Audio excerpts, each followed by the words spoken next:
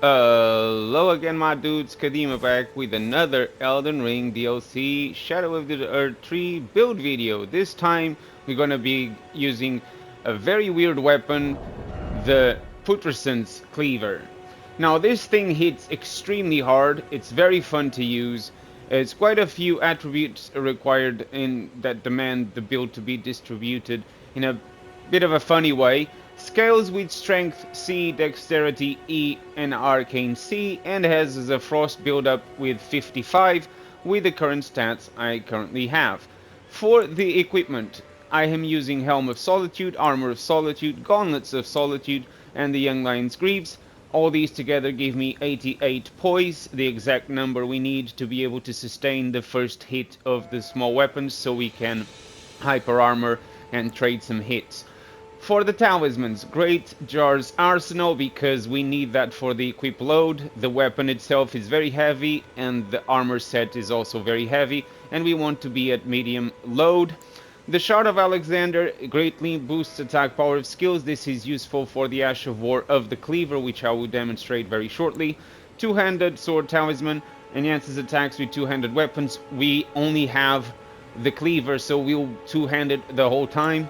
And Magic Scorpion Charm because it raises magic attack, and the Cleaver has both physical and magic damage. So this doesn't really give us a massive boost in terms of damage, but it does that little sprinkle there that helps on the long run.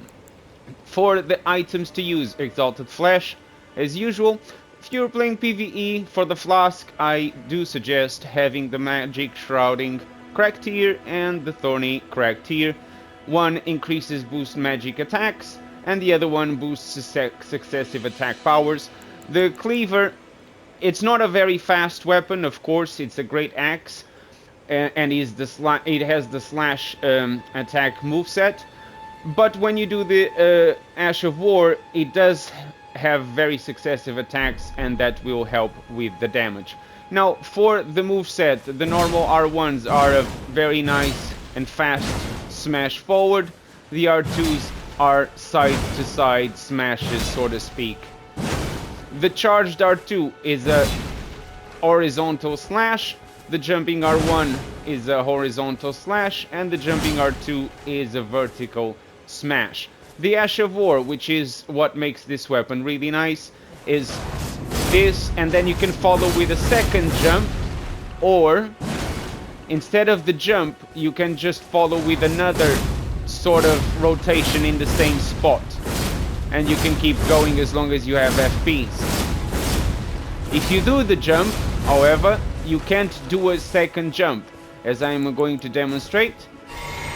So if you do this and then you jump with the R2, you can't do a next jump. It will do an R2, you see? But what you can do is you do the jump, you do the R2, and then you do an again L2 to start it all over again if you want. But the moment you do the jump, you won't be able to continuously rotate. When you do the L2 only, you will be able to rotate as long as you want. You can just keep going. As you can tell, I can just keep on going without having to jump again, as long as I have FP available. So this is very spammable. If you are playing a PvE, you can just continuously do this because the FP cost is minuscule. It costs only 12. With the current stats I have with mind at 10, as you can see, you can just go on and on and on and on. If you do the jump, however, it does have to stop. There's no continuation after the 3 rotations following the jump attack. But this is pretty much it in terms of equipment. Let's talk about the stats. I'm level 151, Vigor at 59, Mind at 10, Endurance at 35, Strength at 50, Dexterity 13, Faith and Intelligence both at 9, Arcane at 45. With this stats and the weapon two-handed, the weapon gets attacking rate of 897. I've done some experimenting moving the stat points between strength and arcane, trying to find the sweet spot for my current level that would allow me to maintain the vigor I wanted to have, the endurance I wanted to have, and have as the highest attack rate. And what I found was that having strength at 50 and Arcane at 45 was the sweet spot for the damage. But nothing like showing you the examples as usual. We'll start with the Black Knight and the Blood Fiend Chief, and then we'll go for the Arena. If you are new to the channel, of course, don't forget, please smash that subscribe button. It does say, the legend, that if you do, the Theodier's Needle will get nerfed. So they say. And if for my current viewers and my usual supporters of the channel, I thank you all. But let's go for the examples. There's enough talking by now. Starting, of course, with the usual suspect, the Black Knight. We're gonna go with Exalted Flesh, get the Flask ready, two-handing the Cleaver. Flask is now down the throat.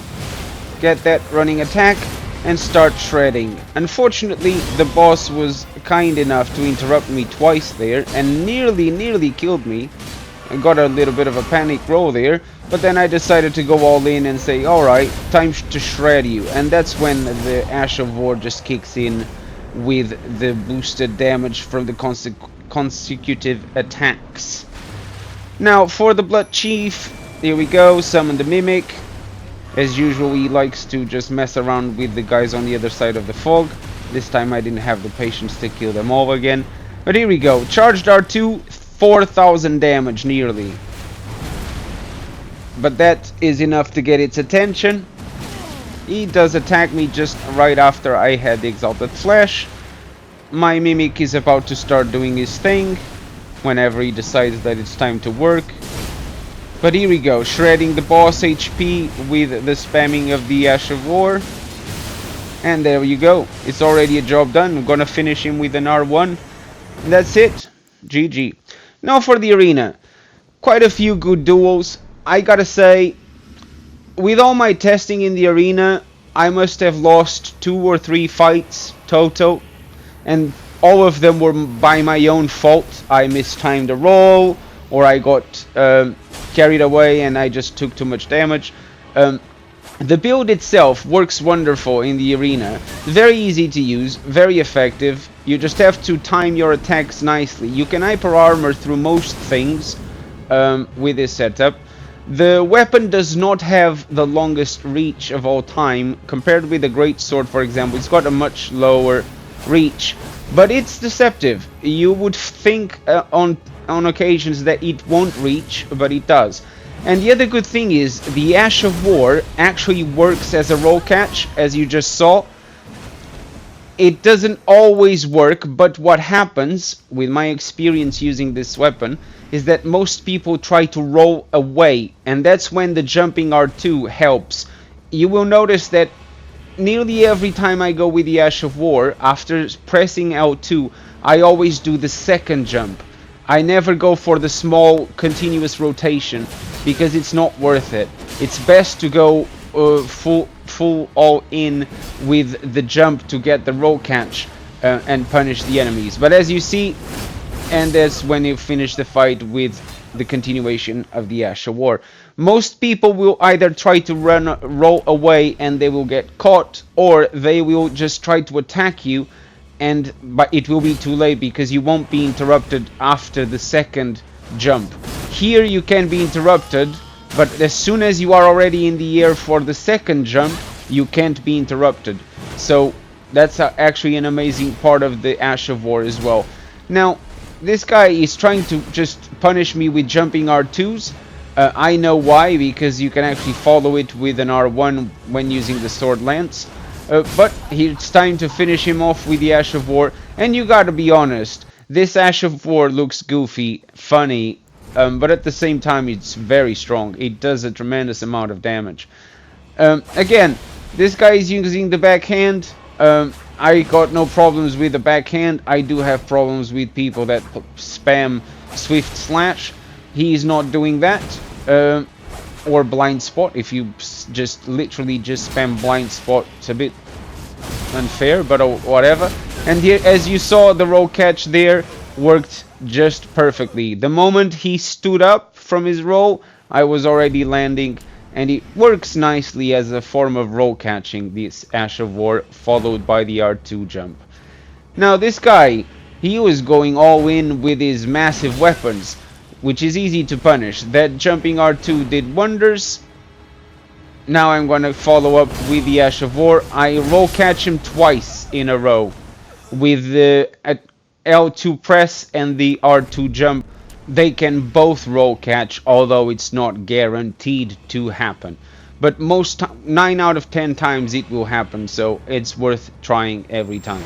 Now, this fella, I don't know if it was his first time using this weapon or his first time in PvP at all, but he just made my life really easy, because the moment I got him with the first hit, I managed to then combo to a follow-up with the Ash of War and the consequential jump.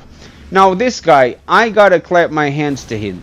I tried this weapon, the flower, this morning. I tried to use it as a meme build. It didn't go well. I won a couple of rounds, sure, but I lost most of them. The weapon is tremendously slow. It doesn't really hyper armor through anything, and it doesn't stun anyone. As you just saw, I shred his HP right after I hit him the first time. So I feel sorry for him, and I truly feel your pain, brother. Now this guy, of course he's coming with the backhands and the blind spot spam. Again, nothing new. I was hoping I could trade there, but it missed. But what is he gonna do now? Another blind spot? Well, yes he is. Again, trying to punish. Didn't go so well. And then I had an idea. Why am I trying to actually get him with the R1s when I can just get him with the Ash of War? All I need is an opening. There you go. That was the opening. Goodbye. GG. Now, again, a quick fight. I get the buff. This guy is using the Sword of Damnation. I lost count of how many people don't know how to use this weapon. I don't want to slag anyone, but if you come in the arena with the Sword of Damnation, you gotta do more than just spam the Ash of War, my friends. I don't mean to slag anyone, but please don't just spam the Ash of War of the Sword of Damnation. Watch my build video on the channel for my Madness build. I have a really good Madness build that uses that weapon and has a nice way of roll catching people and make that Ash of War work beautifully. Don't just spam it. Now this guy, he was being very offensive. The Pyromancy wasn't expected. I wasn't expecting the catch flame. He wasn't expecting my bluffs to actual hits. Again, I did expect that one, but then I managed to trap him into trying to hit me so I could trade with the R1. This was the quickest fight ever, because this guy attacked me while I buffed, and then I roll catched him, and then that was it. It was the quickest fight I've ever had in the arena. Thank you, man. Thank you for making my life so easy.